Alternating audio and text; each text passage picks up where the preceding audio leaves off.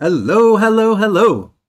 Hello, everybody. Welcome to episode 9 of the GRE Complete Prep series from GRE Prep Club and Manhattan Prep. I'm here. I'm Ryan from Manhattan Prep. And today we are talking about exponents and quadratics.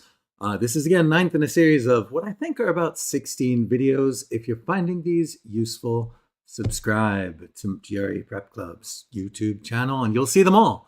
And you don't want to miss them. We're going to be doing still plenty of topics. The series as a whole covers pretty much everything you'd need to know about the GRE. Upcoming topics will be quantitative comparisons, just general strategies and things like that. It's gonna be great. You don't want to miss it. So keep coming and thank you for being here.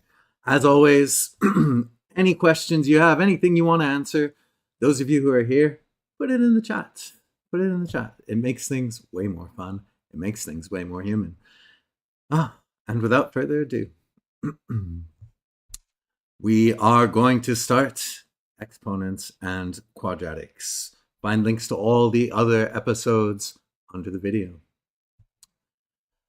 So, the thing about exponents and quadratics is one's way more important than the other, like a lot more important, like gigantically more important. It's exponents. Exponents are going to be the star of the show today. Quadratics, we'll get to you quadratics, but even quadratics are kind of a subset of exponents. You only know a quadratic because you see exponents, particularly a 2, in your equation, right? And so exponents are going to steal all the thunder of this presentation, and that's probably for the best, because exponents come up on the test, every test, multiple times, and they can be tested in so many different ways that it'll make your head spin. Quite literally, you will become an owl. All right, so stay tuned for that. And here we are. Question already. Is this useful for GMAT as well? Yes, it is. In that GMAT tests the same exponent rules and has some very similar exponent-based and root-based questions to the GRE. It also tests quadratics and the special quadratics that we're going to cover. All right, so yes, it's useful for the GMAT. The one thing that we're going to do quite a bit of that won't be particularly useful for the GMAT is quantitative comparison questions. Those are GRE specific, but all the rules, all the moves, all the ways of thinking about exponents, totally at home on the GMAT. You will be able to use them on the GMAT. So if you're here from GMAT Club, stay a while and listen. Here we go. First, we got to start with the big thing. What are the rules? What are the exponent rules? Because you need to know these exponent rules. And not only do you need to know these exponent rules, you need to know them backwards and forwards. You need to know these exponent rules so well that you can see opportunities where the GRE is trying to hide the opportunities from you. All right? You've got to have that perspicacity about exponents, and it all starts from memorizing the rules. Make flashcards of the rules. Do those flashcards backwards and forwards. It is that important. All right? We're going to go through all these rules one by one. My challenge to all of you, try to stay ahead of me on this list. I'm going to go from the left down and then the right column down. And you want these to be fast. All right, so starting with the classic exponent rules, right? When you're multiplying two numbers, they have the same base. They have exponents. You add their exponents. And there's a very good reason for that when you dig into what an exponent is, right? An exponent's just a shortcut to multiplication. So x to the 5th, that's 5x's multiplied by each other. X to the 3rd, 3x's multiplied by each other. Put them together, you're going to end up with 8 exponents multiplied by each other. And that is why the rule for that one is add the exponents. All right, you're multiplying two numbers with the same base, you add their exponents. Similar thing happens just below. And again, another classic exponent rule. These are the first few rules you learn when you learn exponents. And so the first few rules you're going to learn when you relearn exponents for the GRE. This is a case in which you're dividing. 5x's are being multiplied on top, 3x's are being multiplied on the bottom. But because of how division works, you can just cancel a bunch of x's, right? 3 of the x's from the top and the bottom are going to cancel with each other. They're going to disappear. And you're going to be left with 2 x's on top. And the rule here is, of course, subtract. So when you're dividing two numbers with the same base, you subtract the exponents, all right? Sometimes you end up with a negative exponent. That's going to be covered over on the right there. For that, the third major all-time classic exponent rule. Exponent inside and outside parentheses. What do you do in this case? Well, what we have here is basically x to the fourth, right, to the third, which means we have x to the fourth times itself 3 times, thrice. That's going to be x to the fourth times another x to the fourth times another x to the fourth. That's going to be 4 x's times 4 more x's times 4 more x's. You guessed it. It's going to be x to the 12th. And the rule here is you multiply the exponent. So again, these 3 constitute the absolute all-time club banger exponent rules. These are the ones you need to know absolutely backwards and forwards, and you may already, honestly. If not, get to know these ones first. Get to know them well. And of course, if you have any questions about this, visit GRE Prep Club. Put them in the chat window. It's going to be fun, guys. Questions. I'm going to ask you questions soon. So those are the classic rules. Those are the ones that you see time and time again in exponent problems, right? And again, you need to know them backwards and forwards. That is, you need to be able to see x to the 12th sometimes and say, you know what I could do with that, though? I could make that x to the 4th to the 3rd, because maybe in the context of the problem, it's more convenient to have it that way, right? Or x squared to the 6th, or something along those lines, right? Backwards and forwards. Now, what about these somewhat less classic exponent rules? Like, what do you do if you're adding or subtracting two numbers with exponents? The temptation is always add the exponents, right? You've got adding there. You're used to seeing like x to something, and adding the exponents. But that, of course, is a trap. It's a total trap. Don't fall for it. So what happens? Not much. There's actually not a lot you can do with the exponents in this case. However, there is something that the GRE and the GMAT would absolutely want you to do with a setup like this. And that is factor. Take what they have in common, these two terms. That's usually the smaller of the two exponents, and factor it out of the two terms, right? You're going to be left with a set of parentheses and still more x's. And you're going to think, what would I have to multiply this x to the 3rd by to get back to x to the 5th? X squared. What do I need to multiply it by to get back to x cubed? That's 1.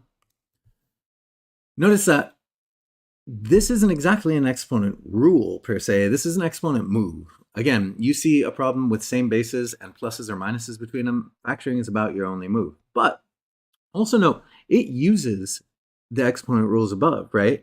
We know that what's inside is going to be x squared because when we multiply x cubed by x squared, those exponents are going to add up and give us back x to the 5th. Maybe we know that it's x squared here because we know if we're dividing out an x cubed, we do 5 minus 3 and we end up with an x squared in there. These rules, those top 3 rules, golden. Gonna get you through like so many things, right?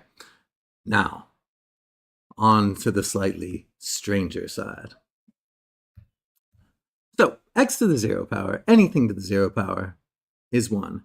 And you can kind of make sense of it using this rule down here, the subtraction rule, right? Because like, imagine we had x squared over x squared. Per the subtraction rule, that would be x to the 2 minus 2, or x to the 0, right? But of course, if we have x squared over x squared, it's going to equal 1 because we have something over itself, right? And so positive 1 is what you get whenever you take a number to the 0 power. Maybe not when you take 0 to the 0 power. I've had calculators argue with me about that, but for GRE purposes, they're going to make sure 0 is not even in the running. You see something to the 0 power, that's positive 1, right? Even if the something is negative. And now it gets wacky. What about x to the minus 1? You can kind of get there the same way. Imagine you had x squared over x cubed, right? Again, by that subtraction rule, you would get x to the 2 minus 3, which is x to the minus 1. But what happens here on a practical level? You've got 2 x's up top, 3 x's up the bottom, and stuff cancels. An x cancels, another x cancels. You're left with 1 on top and x on the bottom. And indeed, That's what x to the minus 1 is. It's going to be 1 over x. And more generally, a negative sign in an exponent takes that base, flips it, inverts it, reciprocalizes it. All right. So as kind of a sidebar, if you have like 2/3 to the negative 2, all that negative sign in the exponent is going to do is flip the base. All right. If you have a whole number there, it becomes 1 over that whole number. If you have a fraction there, you get the reciprocal of that fraction. But notice, it's not making anything negative. No exponent has the power on the GRE to turn a number negative. The number itself, the base itself, this guy, would have to be negative for the outcome to be negative. All right. This would indeed be 3/2 to the positive 2 power, which, and this is coming up in the next rule, because exponents play so nicely with multiplication and division, because they distribute over multiplication and division, just becomes 3 squared over 2 squared, 9/4. All right. Now, what do we do with this? So all the exponent rules on the left are kind of premised on the idea that you have the same base, right? That's how we're used to thinking of exponent rules. That's how we're used to using them. Just have two numbers with the same base and you can make their exponents interact in various ways. But it turns out you've also got moves when two numbers have the same exponent and different bases, as long as you're multiplying or dividing, right? So in this case, you essentially factor out the exponent. Think of it. You got 3x's multiplied and 3y's multiplied, right? And so you can kind of pair off those x's and y's however you please. And it's just easy to think of it as, all right, I'm doing x times y, quantity cubed. Now you might look at that and wonder, why though? Why would I want to do that? And I don't know. To each their own. Live your best life.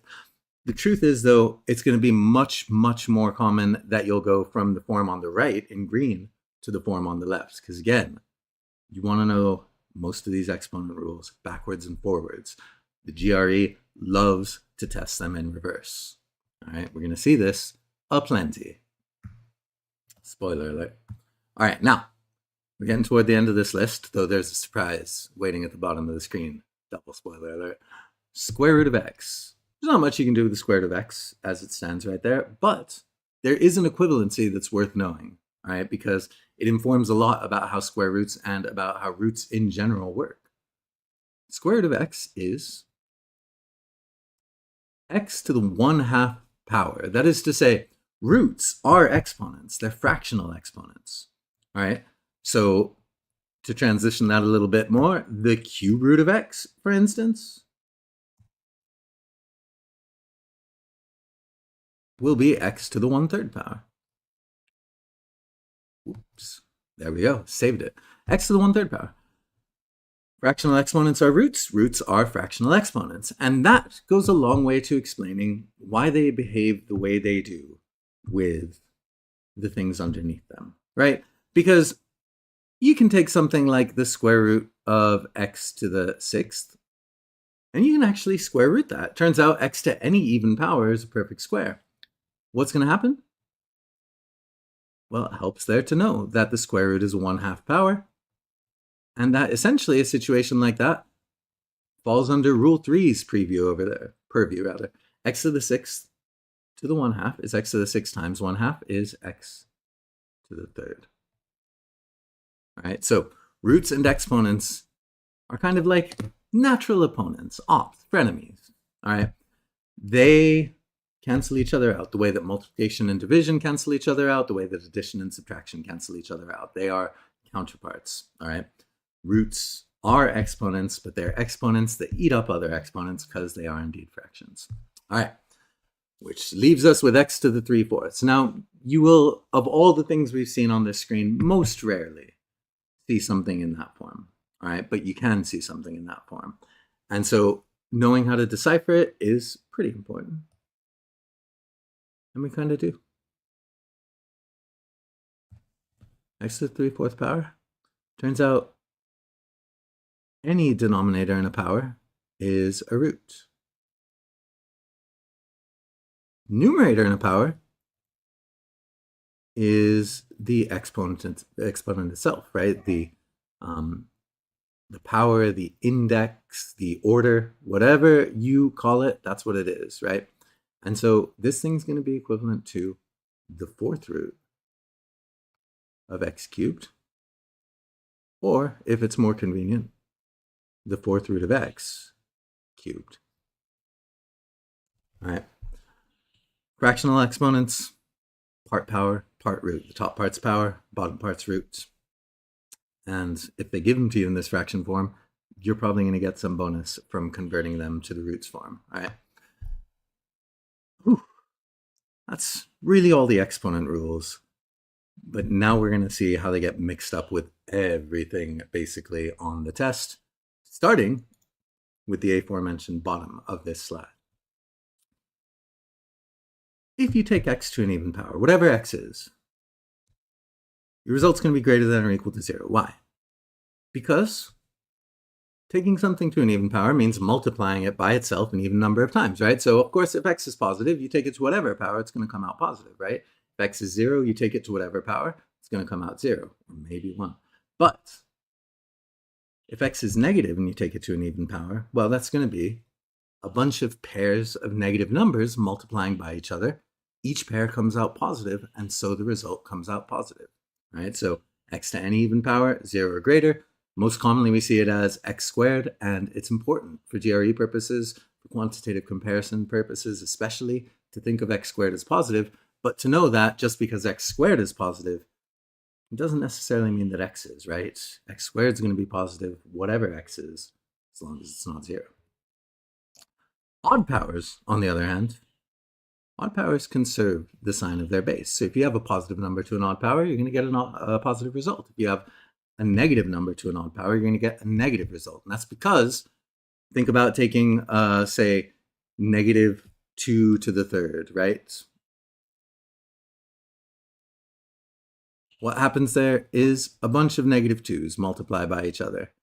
And a pair of them will cancel out to a positive 4. But then there'll still be another negative 2. There'll still be an odd one hanging on at the end to take all that positivity that all the other negative 2's made with each other and turn it all negative, all right? Odd powers be like that. They reveal the sign of the underlying number. Even powers hide the sign of the underlying number. And both facts are useful. Both kinds of powers are going to be useful, especially as we get to number properties problems, which will be one of our first stops on this whirlwind tour of exponents. All right. Again, questions, comments, keep them coming in the chat. It'll be fun. All right. Next bit of precursor stuff coming at you, and then we're getting into problems, and so many problems. So let's go. This is something you might want to screenshot. You might want to, print out on your glossiest paper. You might want to keep near you at all times. These are values to memorize in the world of exponents. All right. Perfect squares are maybe the most controversial on this list here because, of course, for the GRE, you do have a calculator. If you are here, indeed, looking to learn exponents for the GMAT, no question, you need to learn those perfect squares. But for the GRE, you might say, yeah, but I could just square a number in the calculator. Of course, the calculator doesn't have an exponent button, but squaring is pretty easy. Just take a number, press times, and then that number again. And boom, you've squared it. But it's a recognition thing, right? Knowing your perfect squares helps you to recognize when a perfect square is in front of you, which can be really, really helpful for, say, quadratics and a difference of squares situation, all right? Unless you're looking at it and just thinking, hey, maybe that's a perfect square. Hey, I want to investigate by square rooting it on my calculator. And that's kind of a tough order. Like, you're going to want to know your perfect squares. You're going to want to have them on lock up to 16, and then 20, 25, and 30 is just, if nothing else, reference values, all right? You're going to want to know your perfect cubes up to 6 cubed. Again, you can do these in your calculator, but recognizing a perfect cube when it's thrown at you and just having them on lock to, double check what you're doing in your calculator to save yourself the time, a very, very good idea, all right? And then these ones on the left, these ones are fairly non-negotiable. You got to know some higher powers of 2 because things like 2 to the 5th and 2 to the 6th, they come up all the time on the exam, all right? And even things like 2 to the 7th, 2 to the 8th, which, as you see, I'm not advocating the memorization of, but you can get to quite easily if you can just jump off from 2 to the 6th because you have that memorized, right? If you need 2 to the 7th, 2 to the 6th is 64, just multiply that by 2, boom, you're at 2 to the 7th, right? So you need to know higher powers of 2. They come up so much, y'all. Powers of 3 as well, up to 3 to the 4th, and of course those perfect cubes up to about 6 cubed. Right? Question, do you do fractions with decimals?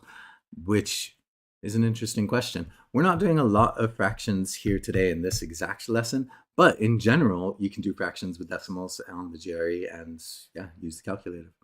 Use the calculator all the time. Fraction 2 decimal equivalencies, those we won't be talking about today, but I really wish we could. I talked about them in a video a couple back in this series. Check all those videos out, you guys, by checking out the GRE Prep Club YouTube channel. All right. So those are the rules. Those are the things you need to know about exponents. I trust you've all memorized those higher powers of 2 by now and all the perfect squares and all the perfect cubes. Good, because here we go. All right. So there are some problems on the GRE that are just straight exponent problems, straight application of the rules. If you know the rules well, the numbers aren't that bad, you're going to get there. With all these problems, as I always do in these videos, I'm going to give those of you here 30 seconds to a minute to think what your answer might be. If you think you got it, put it in the chat. All right, those of you playing from home, you can take 30 minutes with this question if you want to. Nobody can stop you. You have all the power. Give it a go. We'll talk about it in just a minute.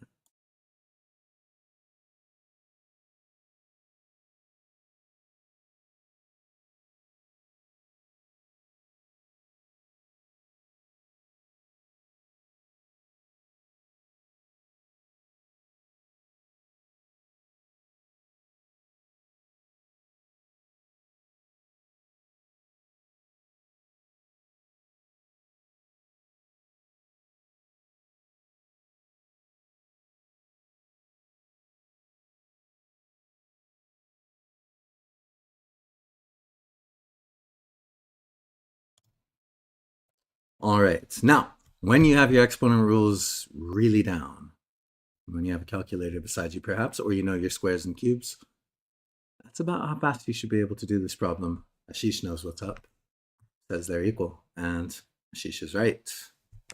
Why? How? What rules apply? Well, this is a case in which you have two unpleasant things. Shout out to fractions here. Who saw that coming? You have fractions, which nobody really likes, especially when they're fractions within a larger fraction. No thanks. No thanks, GRE. And then you've got negative exponents, which not many people really like, perhaps Ashish excluded. What can you do with it? Well, you may recall the rule with a negative exponent is it takes that base and it flips it, it inverts it, right? So that negative is going to invert that base, this negative is going to invert this base, this negative is going to invert that base, and that's a really pleasant situation because that's a case in which the two unpleasantest things in this problem, as far as I'm concerned, cancel each other out and leave you with something nice. What do you get? Just a plain old 5 on top to the 1, plus another plain old 5, though this one to the second, and one more plain old 5. This one to the third, all over the most special 5 I've ever seen. Nothing plain about you, denominator. What do you do from there? Absolutely just fill in the values. You can do fancy things, right? It's a fraction. You could separate it into 3 fractions and cancel each one. You could factor out a 5 up top and cancel with a 5 on the bottom. But when the powers are this small, and especially if you have these values memorized, go for the straight up arithmetic. This is 5 plus 25 plus 125 all over 5. Add up the top. 5 plus 25 is 30, plus 125 is 155. That divided by 5 is, and the calculator will happily tell you this if you let it, a cool 31. And so she's totally right. The two are equal. 31 was what quantity B said. 31 is what quantity A turns out to be. Boom. All right. Exponent rules. This one, again, just kind of a straightforward application of the exponent rules, though, of course, there's a bigger fraction going on, and nobody likes fractions. Facts. On we go. Another fairly straightforward application of the exponent rules, and again, another quantitative comparison problem. And again, one more time, when I'll hang back for 30 seconds to a minute and just stare uncomfortably into the camera, and in so doing, into your soul. Good luck.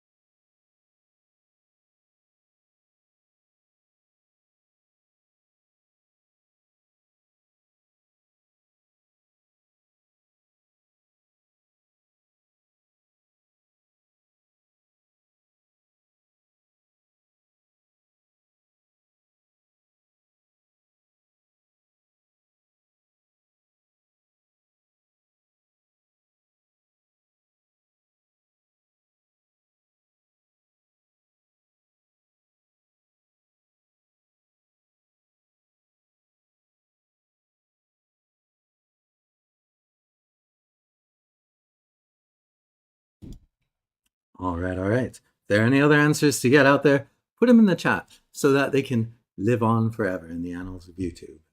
Trust me, you want this notoriety. All right. We got one answer in, though. B is greater. It's hard to go against Ashish at this point. I don't know that I would want to. I might bandwagon that because, indeed, B is greater. Now, why? How? The temptation a lot of people have, right? The trap that's kind of being set here is to take those numbers on the left and multiply the bases, right? Get 14, add the exponents, 5 and 10 make 15, and say that these two are equal. But we can't, right? Because the exponent rules really only apply when either the bases are already the same or the exponents are already the same. And neither is the case in quantity A. Now, there are things you can do with quantity A if you really want to, but you see it look like this on the GRE or the GMAT. Better thing to do is to take that bigger number and break it down into smaller factors, which is indeed the reverse of that x cubed y cubed equals xy cubed rule that we saw on the rules slide, right? 14, that's 2 times 7. Famously, right? And so rewriting it as 2 times 7 is a good idea because in quantitative comparison, when you can make the two sides look more alike, you should go for it. It makes it easier to compare those two sides. Now, you may recall, this 15, it goes to both of those things because what you really have is 15 groups of 2 times 7 all being multiplied. So what then you really have is 15 2s being multiplied and 15 7s being multiplied, and that right there is the way to write it such that the two sides are so comparable. And in this case, side B pretty clearly wins, right? It's got 15 2s to quantity A's 5. It's got 15 7s to quantity A's measly 10. Not even a chance, quantity A. Sorry, my guy. This one is B all the way. And I think the important thing to take away from this problem is just trust Ashish. Because, my friend, you're doing great. All right? Now, take the bigger bases, break them down into smaller bases. When you see a problem with related bases, that's always the way to go. It's always a good move. Who knows how it'll unfold from there? But it's always a good move. All right. One more kind of straightforward application of the exponent rules, and then things start getting a little wilder. This, of course, a discrete quant problem. All right. It's also an algebra problem. We've got a variable. We've got an equation given to us. Right? So this is exponents leaving the kind of arithmetic realm we were just in, all numbers, and getting into the algebra realm. All right, because exponents are going to get all over everything. Again, I'm going to hang back 30 seconds to a minute. Y'all are going to try this problem one more time.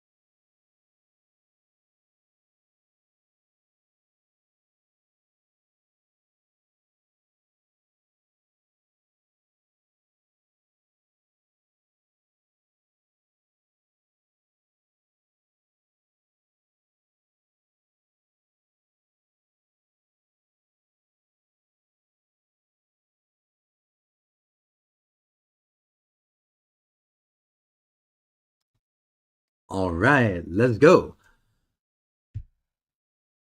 All right, as Ashish goes, so exponents go. Indeed, this one's probably going to be 19. I have a good feeling about 19. Don't know though, never seen this problem in my life. Let's find out. So what do we do? Again, related bases, kind of like in the last problem, right? Where 14 was made of 2 and 7, and so we wanted to rewrite it as 2 and 7 and make the two sides look alike. In this case, we have two sides of an equation, but we can make them look alike. 4, that's power of 2. 8, that's power of 2.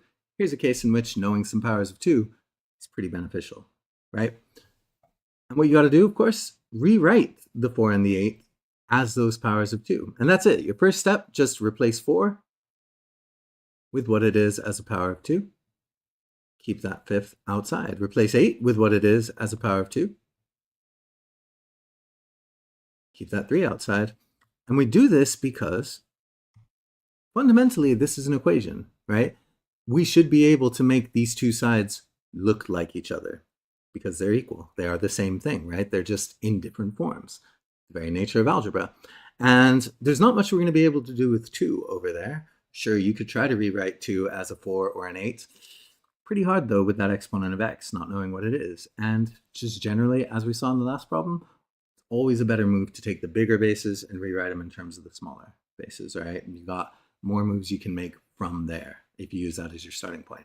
Now, here's again a fairly straightforward application of the exponent rules. We've got exponents inside and outside parentheses. We multiply 2 to the 10th times 2 to the 9th.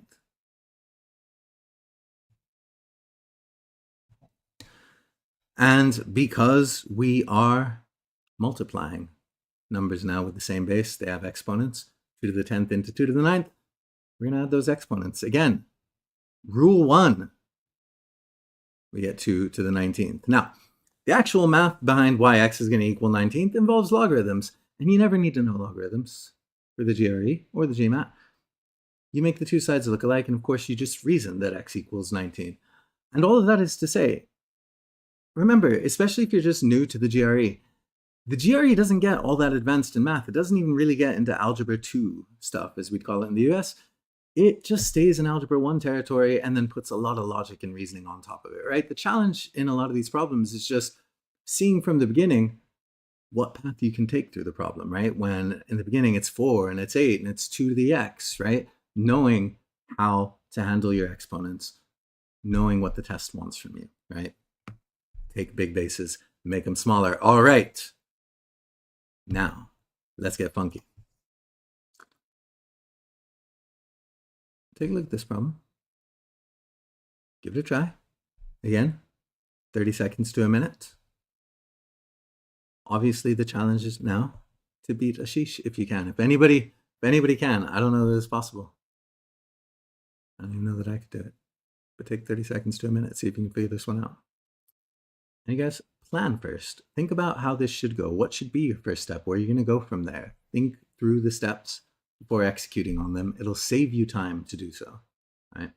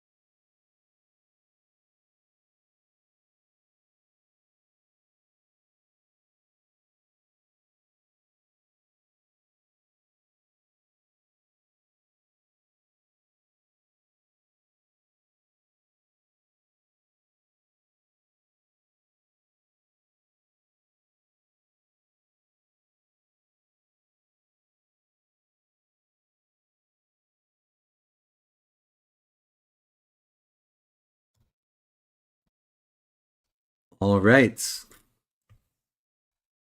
one's a bit more involved. Again, an algebra look, right? We've got an inequality, we've got an x, but it's a case, of course, rich with numbers and arithmetic and powers of 2 specifically. So this is one of those cases in which knowing your powers of 2 can really, really, really help. How do they go? Well, 2 squared is 4. 4 is going to be less than x over 2 to the 6th. That's again one of those ones you're going to want to have on lock. 64 minus 16, which in turn is less than 2 to the 3rd. Of course, is 8. Do the arithmetic here. 64 minus 16 is 48. And then, again, because you have a calculator at your disposal, multiply all 3 sides of this inequality by 48. And you can break it up into 2 separate inequalities if you're more comfortable that way. But essentially what we're doing is multiplying everything by 48. All right, 48 is positive. We don't have to worry about flipping the inequality signs the way we would with a negative or anything like that. We just have to get the multiplication right. Somehow, now that I've said that, I feel like I'm going to get it wrong. But let's see. 48 times 4, 192. Feeling good about that. 48, so that's off over there. 48 times the middle thing just cancels the 48 on the bottom. That's why we're doing it. Leaves us with x, and 48 times 8. It's going to be twice 192. 384. So x is anything between 192 and 384, not inclusive. Not that they put 192 among the answer choices, but they absolutely could have if they wanted to make this problem one level trickier. All right. And now we select all that apply. That'll be 232 and 256. Hey, welcome back. It's nice to see you. All right, all right. My friends, we are cooking. Let's keep this party going. So what we've seen there, fairly straight ahead applications of exponents and roots, of course, in an algebraic context and in pure arithmetic contexts, right? These are 2 of the 4 domains tested on the GRE, the other 2 being geometry and data analysis. And we're going to see some of those too, but we've got still more coming.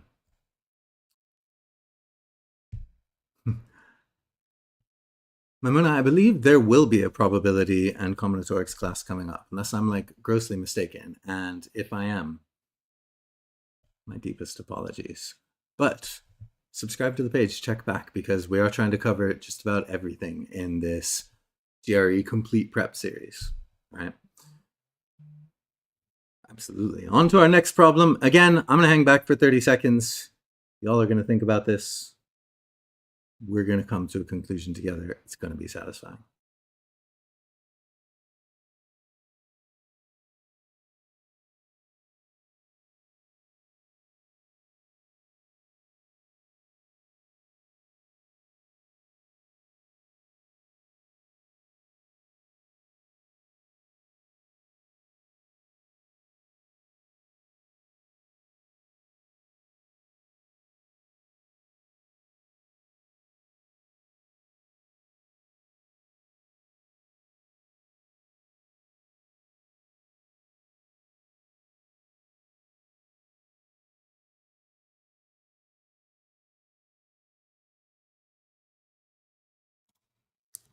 Awesome, awesome.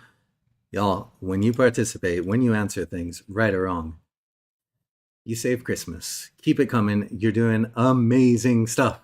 All right, what's going on here? So, again, let's get into GRE code a little bit, right? Because there are exponents here, but that itself is not like definitive of the kind of problem you're dealing with, because exponents can be in so many different kinds of problems. You are totally right, Mamuna. A is negative. A is negative. And indeed, that's how we want to be thinking about this problem. The code here is we've got inequalities with 0, greater than 0, less than 0. And as you study for the tests, you want to more and more just start reading that as positive and negative, respectively. So a squared times b cubed is positive. A cubed times b to the 4th is negative. That makes this a number properties problem, a positives negatives problem. And that's important because that means that as we look at these exponents here, we're not so much thinking about like how to combine the exponents with each other or do algebraic things or anything like that. We're instead switching into properties of signs and how exponents get into those properties of signs, right? B is positive is exactly right. So how do we interpret this once we're thinking about signs? Well, if a squared times b cubed is positive, and you know for a fact that a squared is positive, because remember, it's got to be 0 or greater, And it can be 0 here, or that expression would be equal to 0. So it's got to be positive, guaranteed. We don't know if a is. We know a squared is.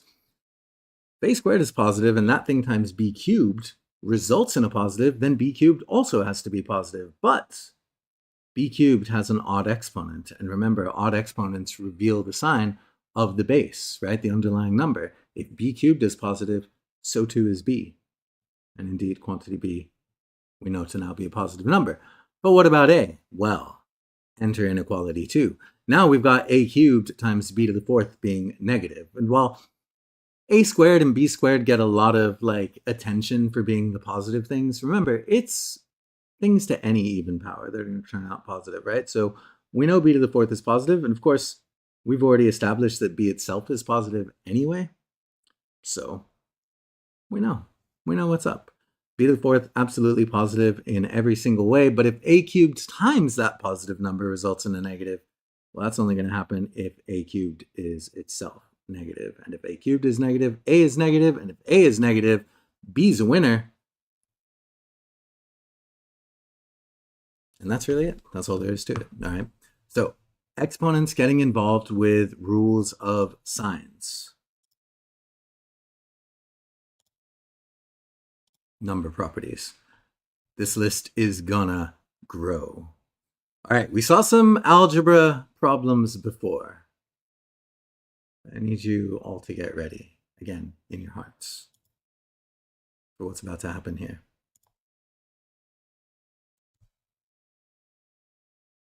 This one I'll give you a little bit longer on, because it is, if I'm being honest, the hardest problem we've seen so far in this session. Maybe the hardest problem we'll see all session. You'll have to stick around to the end to find out.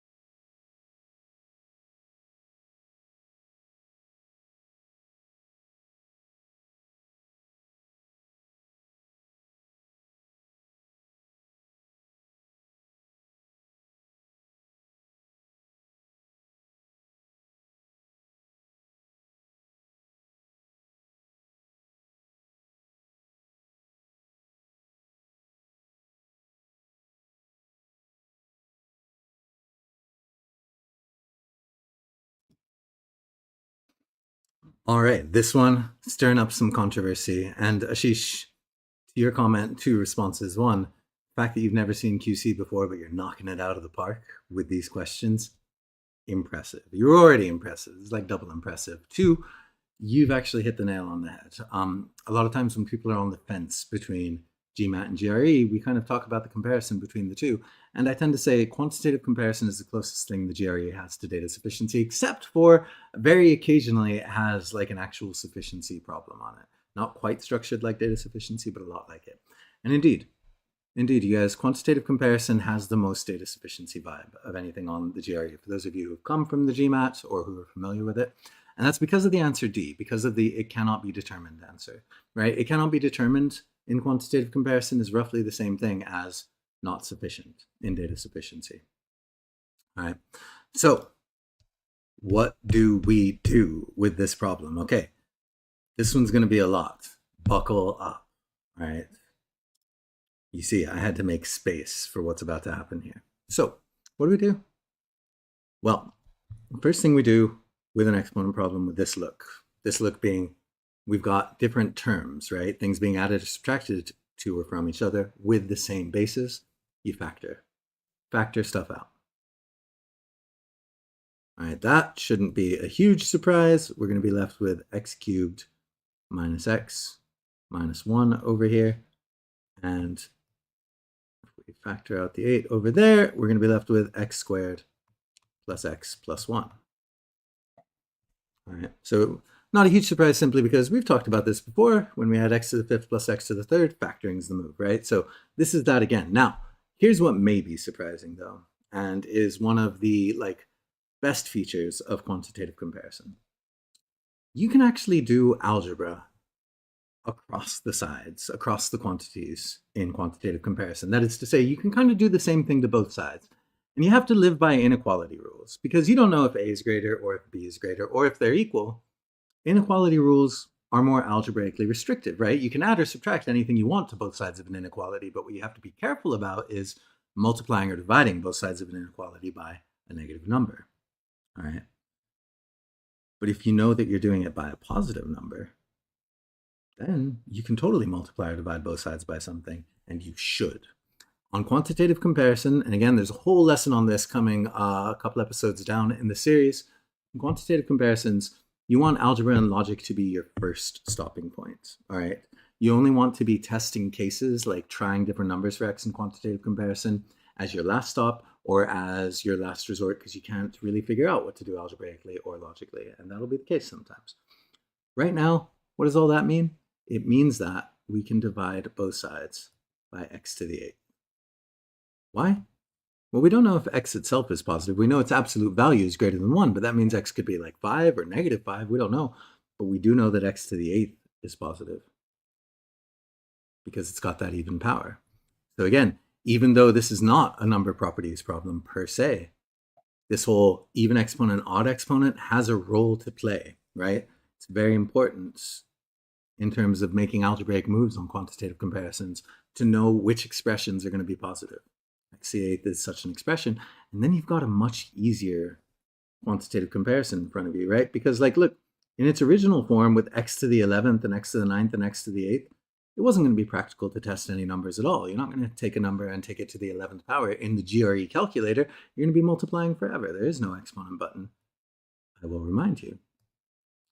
But it's very practical to take things to the 3rd power, square them, and so on, right?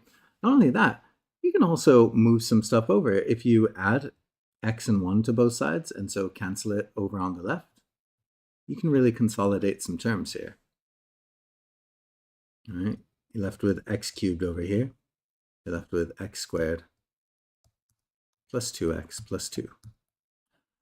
The benefits to doing algebra and quantitative comparison are manifold. You're going to have an easier time testing every case you test now because you're not going to have to take anything to the 11th or the 10th or the 9th. But also, you're going to see more and more clearly, the more algebra you do usually, what the comparison actually hinges on. Now here, it's not super clear, but one thing you can see clearly is that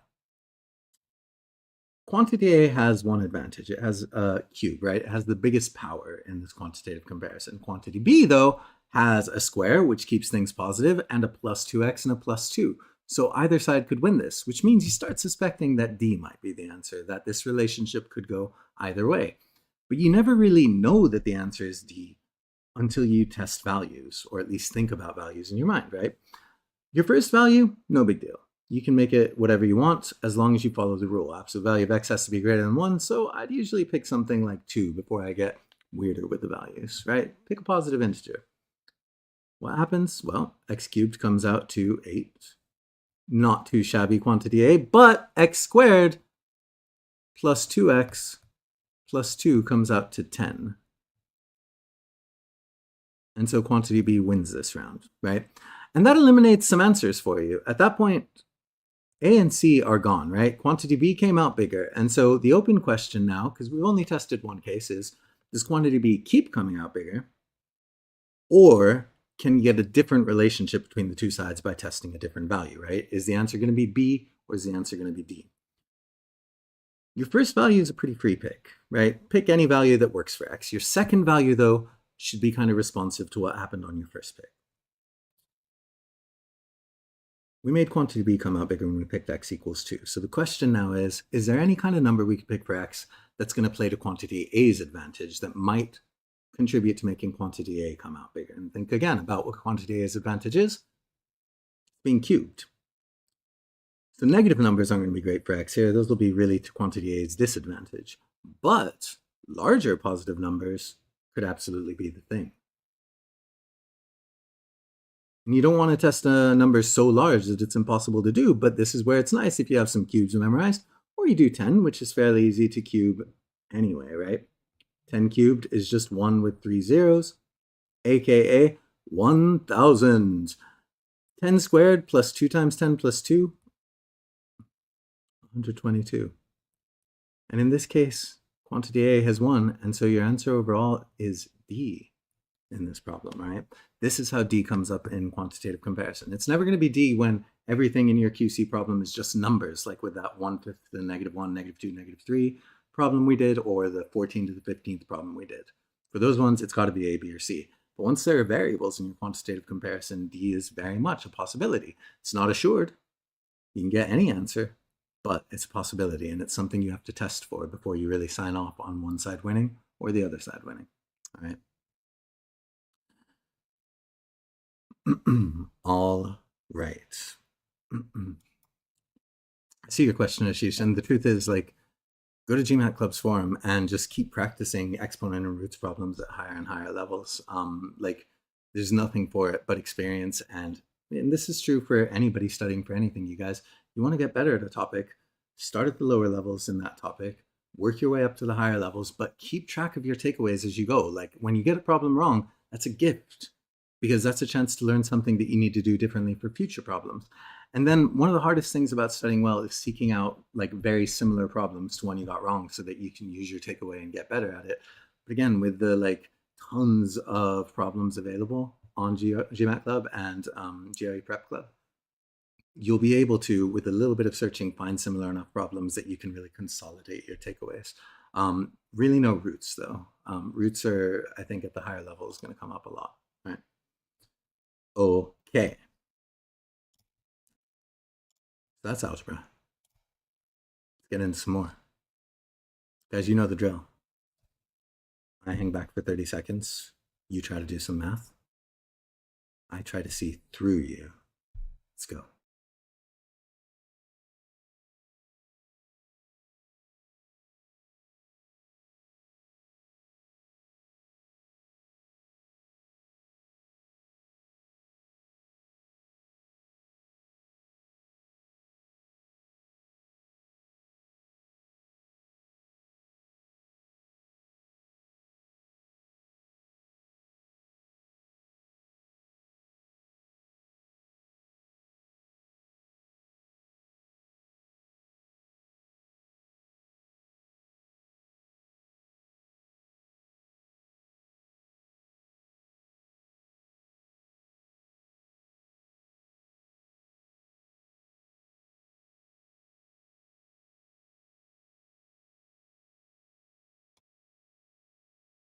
All right. Seeing some good answers already. Well done.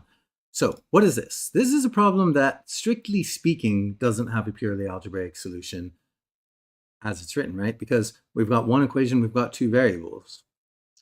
And if that's all we had, x squared y to the 6th equals 1600, there's tons of answers, right? There's literally infinite solutions for that equation on its own. But we have something else here too, of course. We have an integer constraint. Integers greater than 1, in this case specifically. And when that happens, when you have kind of an algebraic setup, except there's no true algebraic solution, but you also have a positive integer constraint, you're thinking divisibility, all right? And that's not to say you can't pull algebra moves. Usually in a divisibility problem, especially if you're given a big number, you're going to prime factor that big number, and that's totally going to work here. But if you want to save some time and you really know your exponents and roots, square rooting both sides initially makes this problem a whole lot easier. And you know you can get away with it and it'll turn out okay because both of these powers are even and square roots work nicely with even exponents, right? So you get x times y to the 3rd because of course that square root cuts powers in half. Don't know the square root of 1600? Put it in your calculator. It is 40. But still, xy cubed equals 40 could have tons of solutions if it weren't for that integer constraint. And at some point, you still have to approach this as a divisibility problem, which will tend to mean, with a setup like this, take that 40 and break it down. It's kind of like what we saw before with like 14, breaking it down into 2 and 7, or 8 and 4, breaking them down into 2s, except that the left side here doesn't really give you a sense of what basis you're trying to break things down to. You just kind of have to take it on faith. All right. 40 is 4 times 10, and we're doing a prime factor tree right now. 10 is 2 and 5. 4 is 2 and 2. And so we can rewrite 40 as 2 cubed times 5. And then again, it's very similar to the 4 to the 5th times 8 to the 3rd equals 2 to the x problem, in that the two sides are equal to each other, and so we should be able to make them look a bit like each other. And indeed they do now. Y's got to be the 2, x has got to be the 5, and so x times y, 10. Absolutely right. Those of you coming in with B, you're doing it. You're doing great. Exponents, like, that's just the tip of the iceberg when it comes to exponents and divisibility problems. Exponents gets all mixed up with divisibility all the time. All right. Still another look. This time mixing exponents and roots. This time, a quick one. I'm going to give you like 20, 30 seconds on this one. I have a feeling I'll get some answers in.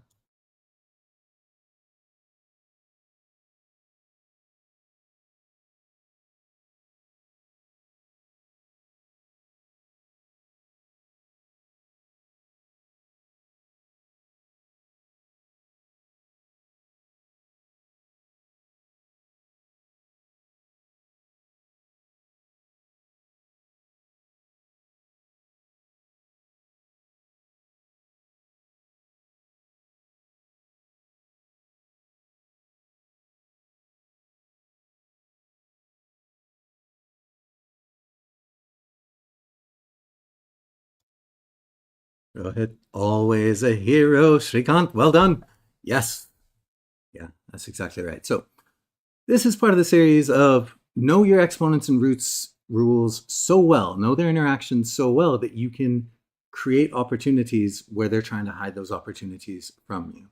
If you know that square roots play really nicely with even exponents, then you're going to be annoyed by that 10 to the 11th. You're going to say, I wish 11 were even. It's not, but you know it is. If we take a 10 off that,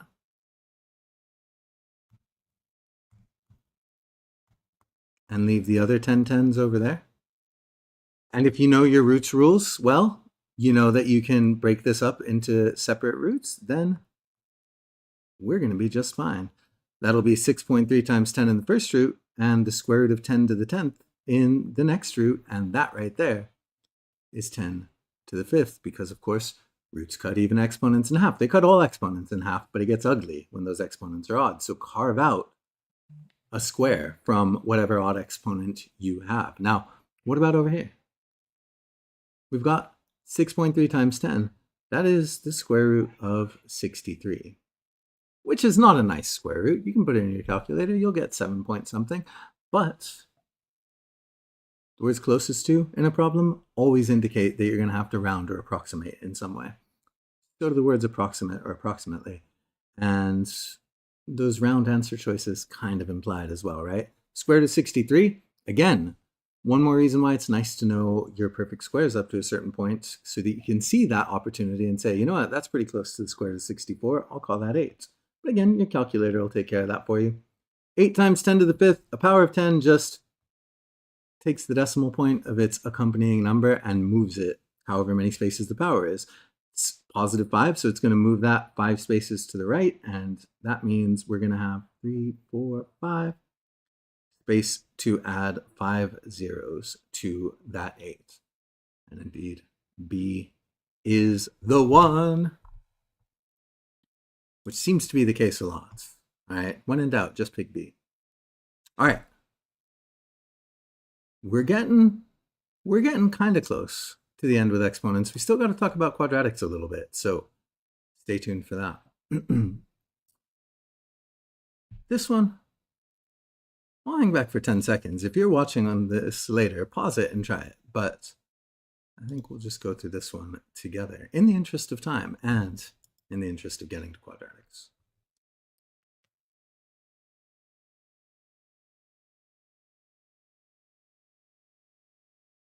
All right, so this, go ahead. Speed Racer. I love it. I love it. All right, this is one of those weird places that exponents can go. Units digits in an exponents problem, that's code for you're going to have to know what these problems are about. And what these problems are about is this. 1, 10's digit doesn't matter. We're really looking at the units digit of this. 2, we can't be expected to take 7 to the 59th power.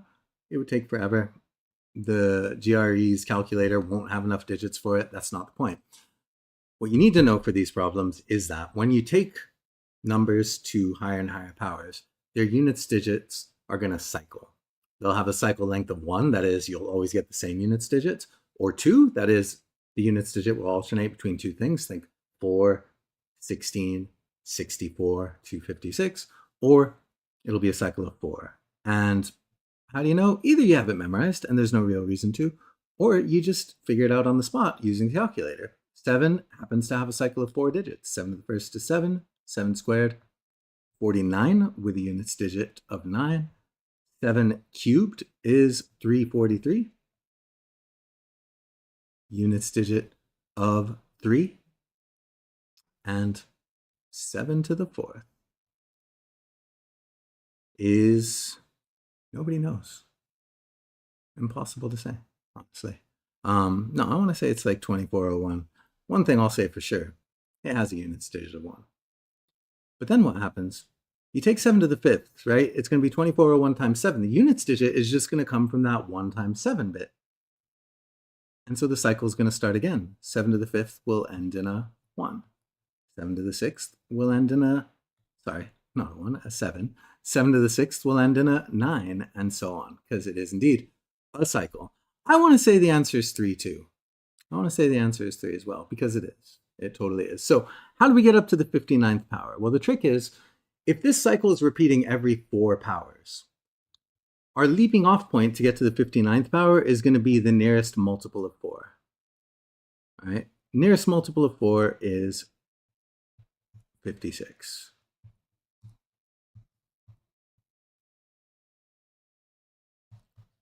And the nearest multiple of 4 is important because that's the end of the cycle every time. So on every 4th power, 7 to the 4th, 7 to the 8th, 7 to the 12th, we're going to be at a 1. And that means that at 7 to the 56th, or 17 to the 56th, doesn't matter, units digit's going to be 1. And the question is, how far into the next cycle do we go? 7 to the 57th, 7 to the 58th, and boom, we're at 7 to the 59th. It is 3rd in the cycle, and so it's going to have a units digit of 3. You guys are doing an amazing job. Well done. Well done. Keep those answers coming. You're rocking it. Again, a very particular problem, but a problem that can only happen, really, not only, but tends to only happen when exponents are involved. It can happen with any large multiplication. It happens with exponents a lot. All right? It's digits and decimals problem. This problem, we're not properly going to do. I just want to say to you, exponents, of course, get involved in geometry, so do roots, right? Pythagorean theorem is one really common place where that happens, but it happens a lot because a lot of times in geometry, you're going to have, let's say, they give you the perimeter of a rectangle and they give you the area of the rectangle. Well, perimeter is going to be base plus height times 2 equals that perimeter, but area is going to be base times height. And because that system of simultaneous equations has a variable times a variable in it, it's going to turn into a quadratic, it's going to have squares going on, all those things, right? Pythagorean theorem, of course, has squares going on. An isosceles right triangle is going to have this kind of vibe in the Pythagorean theorem. They give you an area. Isosceles right triangle, you know, is 1/2 base times height, but because it's isosceles, it'll be 1/2 x squared equals 50, and so on, right? X squared will be 100. You got to know your exponents, got to know your roots to know that x is 10. Got to know your exponents and roots to then plug it into the Pythagorean theorem, get c squared as the square root of 200, and still put it in a form that this problem's going to reward you for in the answer choices.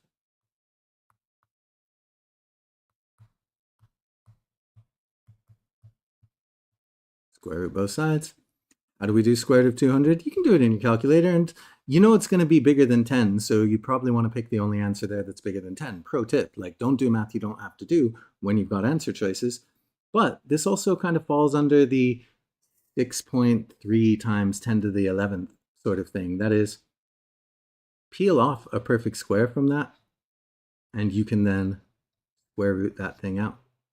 That is how you get your 10 root 2. So even though there's a geometry problem, and obviously the predominant force here is triangles, areas, and stuff like that, here are exponents, yet again, getting their terrible fingers into everything. All right, everything. Exponents are everywhere. Now, one last look for exponents. Well done, everybody got to E on that one. And this was promised earlier, so we couldn't not do it.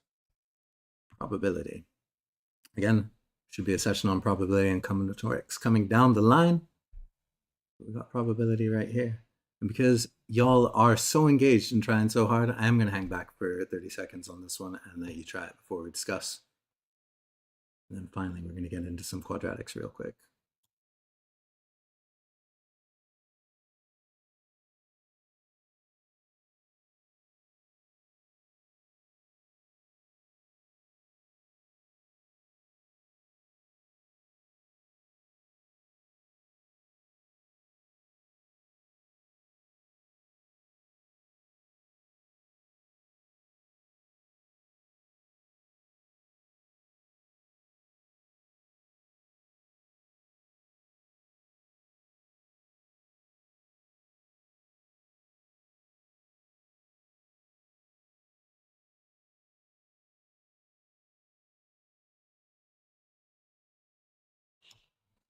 That right there is what I'm talking about, my friends.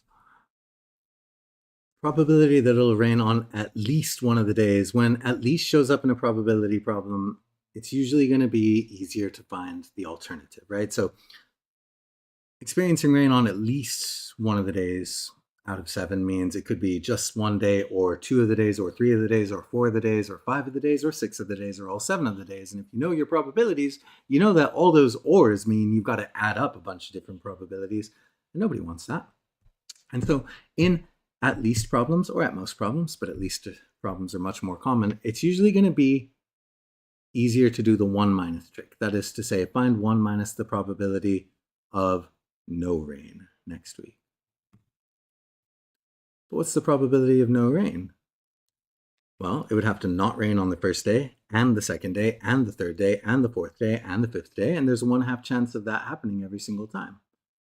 And because this is all ands, like this whole chain will need to happen, first day, and second day, and third day, and fourth day, you're multiplying all of these probabilities to get the probabilities of never rain next week. And you can do that. You can do that in your calculator, but you know your powers of 2 well, that right there is 1/2 to the 7th power. And if you know 2 to the 6th is 64, you know that 2 to the 7th is 128, and you might guess it from the answer choices as well. So what do we have? 1 minus 1 over 128. Fraction subtraction, give them a common denominator. That's 128 over 128 instead of 1. And that minus 1 over 128 is indeed 127 over 128. And there it is. Exponents getting involved in probability. All right. And this isn't even the extent of it. Exponents get involved in still other problem types that we didn't have time to cover this time, but they're going to be out there. You'll find them. You'll love them. All right. Let's talk quadratics. So quadratic, kind of on a semi-technical level, just any situation with an x squared, usually with an x term, and then often with a number term as well. An equation with an x squared in it. will tend to be a quadratic equation. And the thing to know about quadratic equations is they tend to have two answers, right? And be careful. It's tempting to look at x squared equals 81 and say, oh, I know my perfect squares now because Ryan told me to memorize them. That's 9, but it's not just 9, because if you solve an equation by square rooting both sides or an inequality, you got to put the plus or minus there. Plus or minus x equals 9, which means x equals 9 or negative 9. And if you're expecting an x squared equation to have two solutions, you're definitely more likely to see it, but if not, just know. What about something like this? That's a classic quadratic right there. And usually to solve a classic quadratic, set it equal to 0 and you factor. Set up two sets of parentheses. First term in each set of parentheses is usually pretty easy. It's just got to be whatever two things multiply to y squared. It's the second term that's tough, because these second terms have to multiply to a negative 8. So that means we're going to have plus something and minus something. But they have to add up to a positive 2. So you start from the factors of 8, right? 8 and 1, 4 and 2, done. And then you're like, okay, if one's a positive 1 and one's a negative 1, how am I going to get them to add up to a positive 2? 8 and 1 aren't going to do it, but 4 and 2 will. And since you want a positive 2 there, plus 4 and minus 2 will be the thing. But you're not done. Because the whole reason you do this factoring and set it equal to 0 is now you know that one of these two factors, y plus 4 or y minus 2, equals 0. And so you've got to set up a mini linear equation for each. Either y equals negative 4 or y equals positive 2. Whoops. Get out of there, plus 2. No, I said positive 2, but that's not what I wanted. All right. So again, quadratics tend to have two solutions. A times b equals 0. When you have variables multiplying in an equation and you have a second equation, like let's say you have a equals b plus 5, it's going to turn quadratic. What you know from this is just either a is 0 or b is 0, very related to how we solve that thing there. And then finally, this look, just a hidden quadratic. There are a couple of ways they bring up hidden quadratics. One way is this way. To start this, you multiply everything by z, and when you multiply everything by z, boom, you got a z squared term. And you're in quadratics town. And there are no buses in quadratics town, and everything closes by 6 p.m. So you want to get out of here. All right, that's our basic quadratics right there. Now, those come up plenty in their own right on the test. But as we're going to see on the next slide, it's the special quadratics that you really need to know. Give this one a quick go.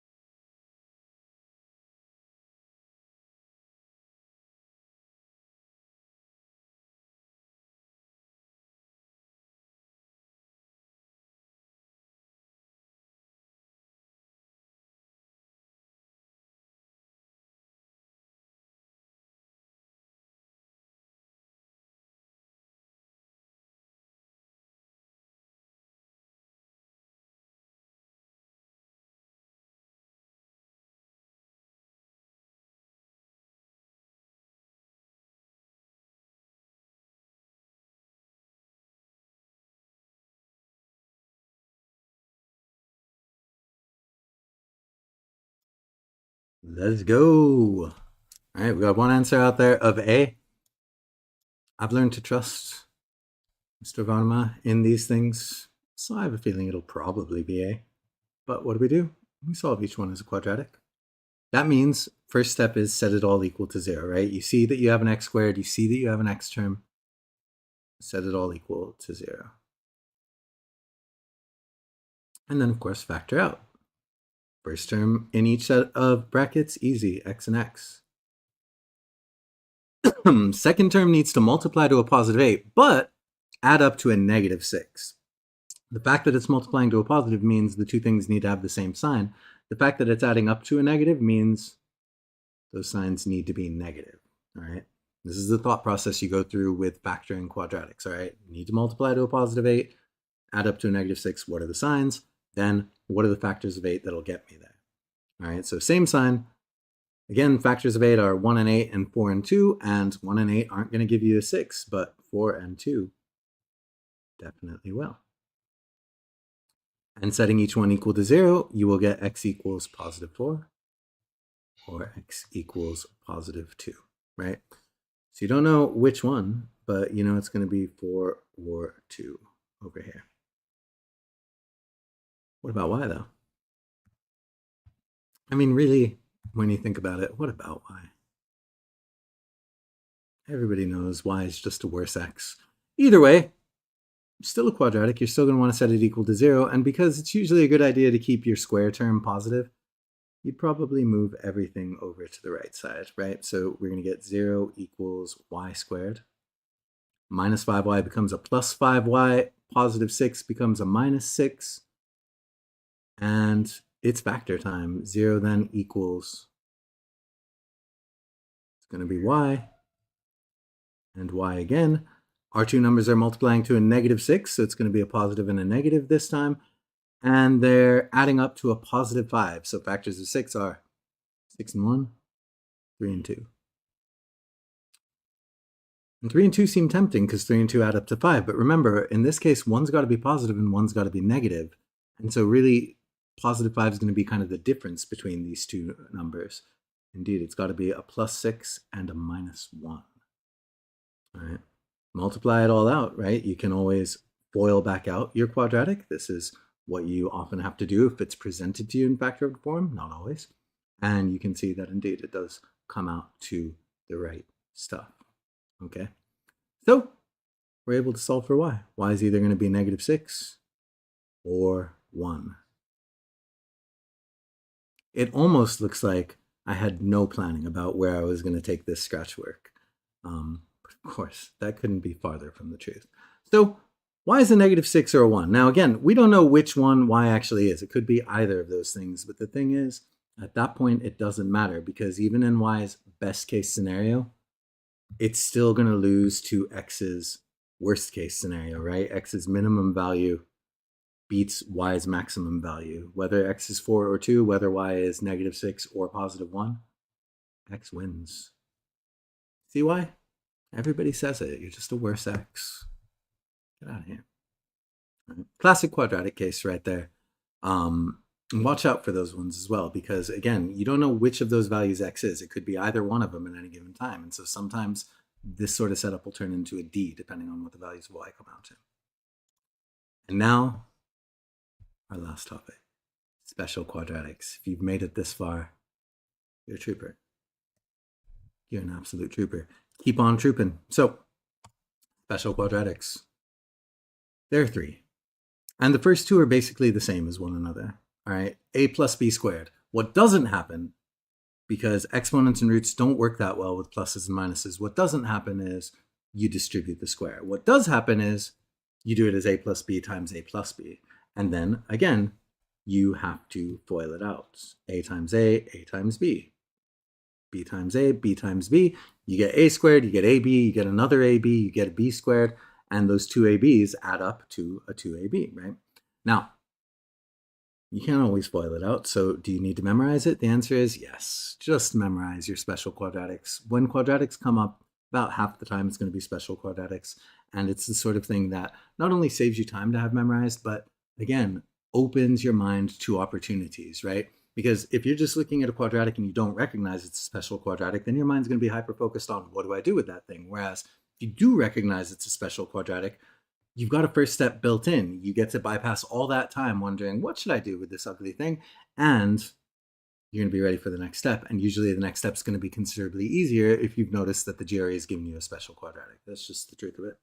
All right. A minus b, same thing, except that the middle term, and the middle term alone changes. It becomes a minus 2ab, which makes sense again if you distribute out the a minus b to the a minus b. The odd one out is the bottom one, the so-called difference of squares. Oh yeah, Yeah. The difference of squares totally seems well hidden in harder questions. This is true for the GRE and for the GMAT. Difference of squares is the most important of the special products. Not gonna lie, right? And that's because it comes up the most and they can disguise it in the most ways. Really, a difference of squares. So this one, when you multiply it out, gets you a squared minus ab plus ab. So those two middle terms cancel out, and a minus b squared, which means it's one of the only quadratics with just two terms instead of a middle term, right? That like 2ab term, or the like 5x term that we saw in the last problem, things like that. The middle term gone from a difference of squares. And that right there, to Ashish's point, is one of the most reliable ways of at least suspecting that you're dealing with a difference of squares. You've got something quadratic-y, there's a minus in there, and it's only two terms. Often just a variable term squared, or to an even power and a number. And indeed, one of the things that allows them to dress up difference of squares is it doesn't have to just be for a squared minus b squared. It can be for anything to any even power, right? So if you have like x to the, let's say, 8th minus, I don't know, 256, that's going to be a difference of squares. It's x to an even power, that's a square. 256, if you know your perfect squares, is absolutely a perfect square. And so this would be processed as a difference of squares. It's going to be x to basically half of the even power. This is why it works with even powers. And then it's going to be plus and minus something, and the something has to be the same. That's why the second number has to be usually a square, or at least you're going to have to do the square root of that number to get through it. And then one of the things that'll often happen with difference of squares with bigger powers is you get difference of squares as a result, and you have to keep factoring it out, right? So x to the 4th plus 16 stays that way because, crucially, if there's a plus between the two even power things, it's not a difference of squares anymore, right? It's not a difference, but that one is. And so you're going to break it down into x squared plus something and minus something. And we won't do it, but even that one is still a difference of squares. It's going to be x plus 2 and x minus 2. And there are going to be problems that really reward you for having that all factored out. And generally speaking, if they give it to you in the unfactored form, the problem is going to need you to put it in the factored form. If they give it to you in the factored form, sometimes you won't need to multiply it out, but sometimes you will, and it's good to recognize it anyway. Difference of squares is easily the most important one there. All right. How's it play out? All right, we've got two more problems left to do. This one, again, pure quadratics. Then one more that's a bit of exponents, bit of roots, bit of quadratics. I made it specially just for you guys. Dead serious. All right. Give this one a go for 20, 30 seconds. We'll discuss. And then the poignant moment will come for our last problem of the session.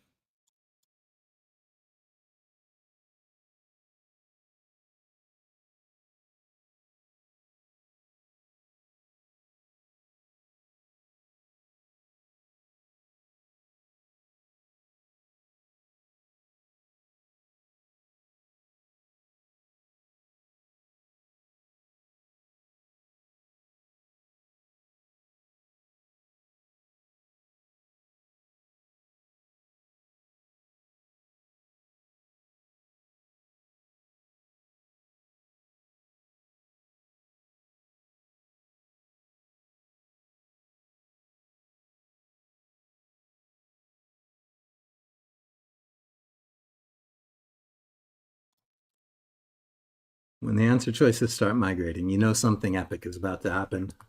And indeed. All right. Two competing answers. Is it A? Is it B? Who knows? I have no idea. Let's find out. Fair, I made this one especially for you guys as well. I don't know how it's going to turn out. I can't solve my own problems. That's like reading your own writing. It's crazy. One thing here, absolutely, look for, it's quadratics, right? We've got y squared and a y term on the left side, y squared and stuff. Look for the special quadratics first. And on the right, we definitely have a special quadratic, right? This is going to be y minus 5 up top over difference of squares. So y plus 5 times y minus 5 on the bottom. And these things are going to cancel out, leaving you with 1 over y plus 5 on the right side. Now, what about on the left side? Great question. That's also a special quadratic. It's almost as though this problem is designed to fit into our special quadratics agenda, but that couldn't possibly be the case. The problem was given to me from on high. We've got a square term, we've got a middle term, we've got another square term there. And again, that's a big hint that this is probably like a special thing.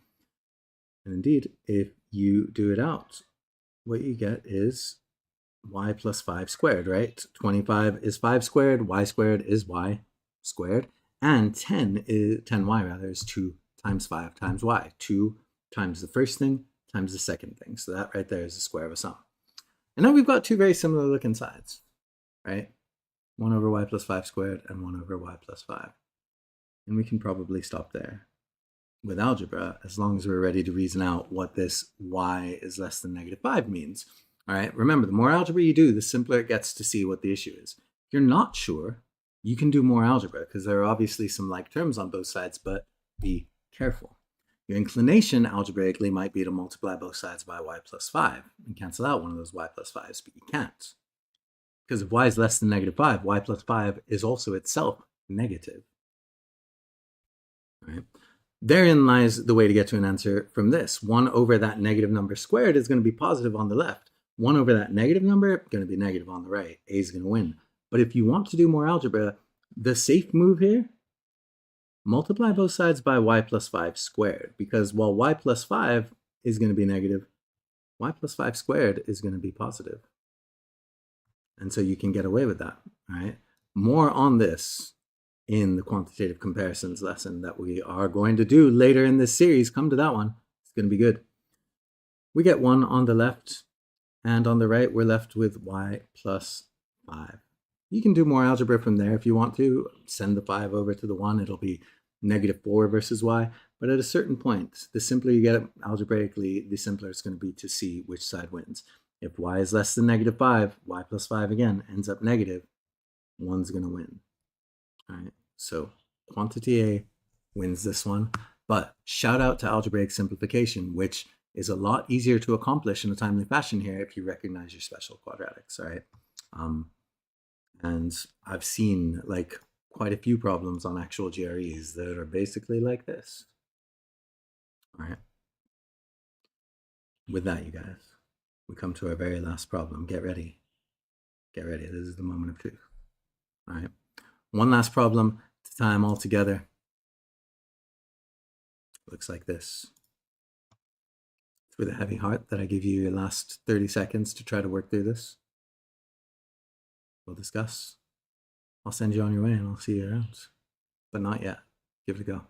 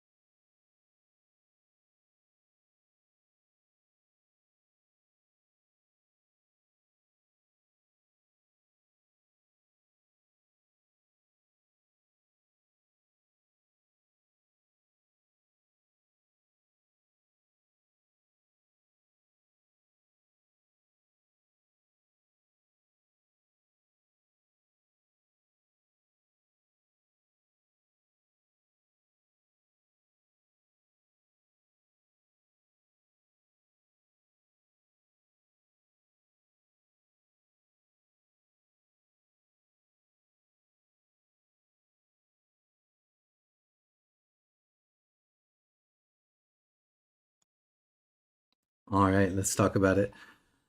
A couple of comments. Not at all an unrelated question, Ashish. When do you look out for extraneous solutions? The most common cases are problems with an x squared in them, certainly, and problems with absolute values, like an absolute value equation or an inequality. That's when you often have two solutions. Technically, any equation with a higher power in it can have that many solutions. So something with an x fourth in it can have 4 solutions and so on. as to Kiasir Mjaniaorai. My Punjabi is not good enough to totally know that, but I do know what Niaura means. And without the other stuff, can't figure it out. I wish I could help. Ah, my mom would be so disappointed. But then again, maybe she should have taught me better Punjabi. All right, let's do this thing. It looks like 2 is the clear winner here. And indeed, I think you guys are onto something with this 2 business. Because what happens? Well, special quadratic right there. And so we can rewrite that. And again, should, right? The value of recognizing a special quadratic is, then there's no question. You see you have a special quadratic, you should rewrite it in the other form. You get a big advantage from seeing that. This is a squared. It's got a 2 squared at the end, right? 4 is a square, so 2 squared. And indeed, the middle term is 2 times a times 2. So this is going to be a plus 2 squared to the third. All under a square root and all equal to 64. Whew, that's a lot. All right. Now what happens there? Well, rules of exponents prevail, right? We can do this as a plus 2 to the 6th.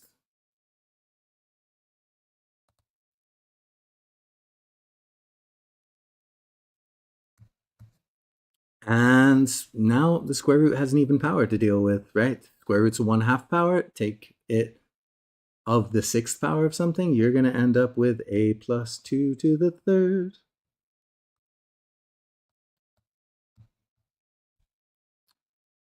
Get rid of a third, you got to take the cube root of both sides, right? Because again, roots and exponents, natural enemies. And we're going to be left with just a plus 2 equals whatever the cube root of 64 is. Now, you don't have a cube root button in your calculator on the GRE, so you're just going to have to know some cubes, I'm afraid. And indeed, the cube root of 64 is 4, which means a plus 2 equals 4, which means a is as though the crowd willed it to. Amazing, amazing job. All of you participating. I'm loving how many people are giving here answers at the end. Keep coming, you guys, because again, this is just episode 9 in the complete prep series for GRE, right? We're going to go up to at least, I want to say 12 episodes, possibly more, probably more. Me counting? Nah, I don't know. Just keep coming back every week, every Thursday at 9:30 a.m. Pacific time, 12:30 p.m. Eastern time, 5:30 p.m. Greenwich Mean Time. We're doing another one of these, with the exception of 2 weeks from now, which is Thanksgiving in the States. All right. Great question, by the way. Such a great question that I'm going to come back to this one. Would it not be easier to just try the choices? Asks Imara Walker. And yeah, it's at least an option, right? It's at least an option. Whether it's easier depends on how quickly you recognize that special quadratic or how quickly you get to answer choice A. If you start with A, it's easier. But then if you start with A and the answer ends up being E, you could be testing cases for a while, right? But if you don't recognize the special quadratic opportunity, then there's no question that it's easier to test cases. It just may also be more time consuming to do so, all right? That's the trade-off. GRE problems, by and large, can be solved in a couple of different ways. And so just knowing that that's an option, keeping that in mind as an option, that's the most important thing. So that's why I'm so glad you brought it up, because, you know, not everything that presents algebraically needs to be handled algebraically, all right? All right, that is it for this time. Again, subscribe to GRE Prep Club's channel. Keep coming back every Thursday, except Thanksgiving, for more of these. And if you're looking to do some prep for the GRE outside of this fabulous series put on by GRE Prep Club, Manhattan Prep's got you covered. Sign up for a free trial class, get some free resources, all at manhattanprep.com. If you want to sign up for a course, there's a discount code. Use it. It's going to get you a discount. It's awesome. And with that, I will leave you. Thank you, everybody who came. Please keep coming. It's so much more fun with you answering questions. Those of you watching on YouTube, you could have been here. But we only have the future now. I'll see you next time. Thank you, everybody, and have a great rest of your day, night, morning, whatever it may be.